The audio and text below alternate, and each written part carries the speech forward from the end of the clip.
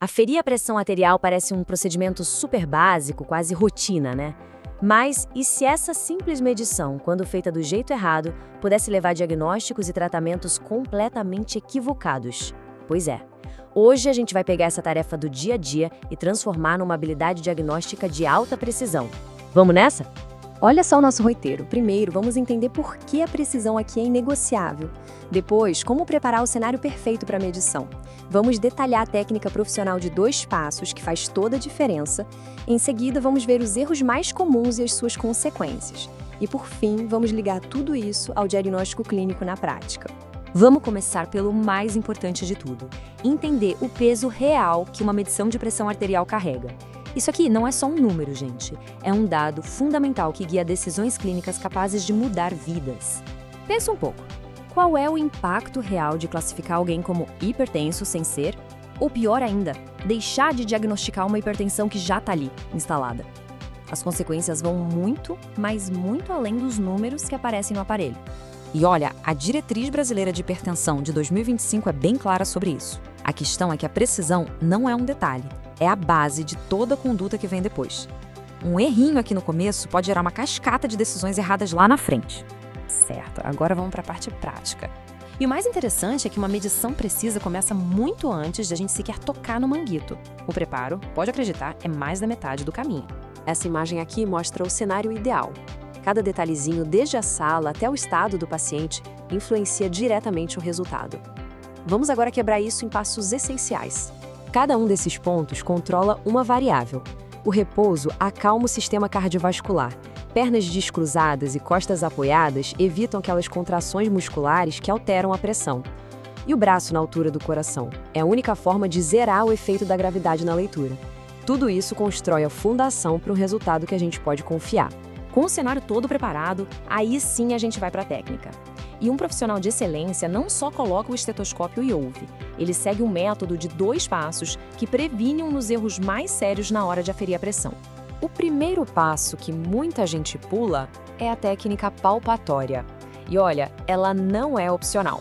É uma etapa de segurança que nos dá um alvo preciso para a medição de verdade que vem em seguida. O procedimento é bem simples e direto. Com os dedos no pulso radial, a gente começa a inflar o manguito.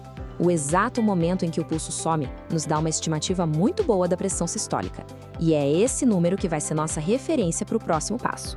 E por que isso é tão, mas tão importante? Por causa de uma coisa chamada gap auscultatório. Em alguns pacientes, principalmente os hipertensos, os sons podem sumir e reaparecer durante a desinsuflação. Sem aquela estimativa da palpação, a gente poderia confundir esse reaparecimento com o início dos sons e subestimar de forma grave a pressão sistólica. A palpação é o que nos protege desse erro. Isso aqui ilustra a diferença perfeitamente. Sem a palpação, a gente está inflando o manguito no escuro. É um chute. Com a palpação, a gente sabe exatamente até onde ir, uns 20 a 30 milímetros de mercúrio acima do valor que a gente encontrou. É a diferença entre adivinhar e medir com precisão cirúrgica. Agora sim, é hora da ausculta. Com nosso alvo já definido, o processo fica muito mais confiável. A velocidade de desinsuflação aqui é crucial. Se for rápido demais, a gente perde os sons. Se for lento demais, causa desconforto. 2 milímetros por segundo é o ritmo perfeito para capturar com exatidão o primeiro som, que é a sistólica, e o último, que é a diastólica. Saber a técnica certa é metade da batalha. A outra metade é ficar de olho nas armadilhas mais comuns que podem simplesmente invalidar todo o nosso trabalho. Vamos ver como pequenos erros podem gerar consequências gigantes. Primeiro de tudo, o manguito. Se ele for muito pequeno, ele vai apertar o braço de forma desigual, quase como um torniquete, e vai precisar de muito mais pressão para fechar a artéria. O resultado, uma leitura falsamente alta, que pode levar a um diagnóstico errado de hipertensão. A posição do braço também é crítica. Se o braço estiver pendurado abaixo do nível do coração, a gravidade simplesmente aumenta a pressão ali na artéria braquial. Isso acaba somando milímetros de mercúrio à leitura real, inflando os números de novo de forma artificial. E a velocidade da desinsuflação? Se for rápida demais, a gente pode simplesmente passar pelo primeiro som sem ouvir, subestimando a sistólica. Ao mesmo tempo, a gente acaba registrando o desaparecimento do som mais tarde do que deveria, superestimando a diastólica. Ou seja, um único erro técnico que distorce os 2 valores. Ok, vamos agora conectar todos esses pontos. Por que essa obsessão toda com a técnica? Porque cada passo que a gente viu aqui é um elo fundamental na corrente que leva a um diagnóstico correto e, claro, a um tratamento que funciona. A diretriz nos dá o limite, 140 por 90, mas presta atenção na parte crucial, em pelo menos 2 momentos diferentes. Isso já parte do princípio de que cada uma dessas medições foi feita com precisão absoluta. Se a medida não é confiável, o diagnóstico também não vai ser. Então, o ponto central é este. Dominar essa técnica não é só sobre seguir um protocolo, é sobre garantir um diagnóstico correto, escolher a terapia certa, evitar medicar quem não precisa e, acima de tudo, proteger a saúde e a segurança de quem confia no nosso trabalho.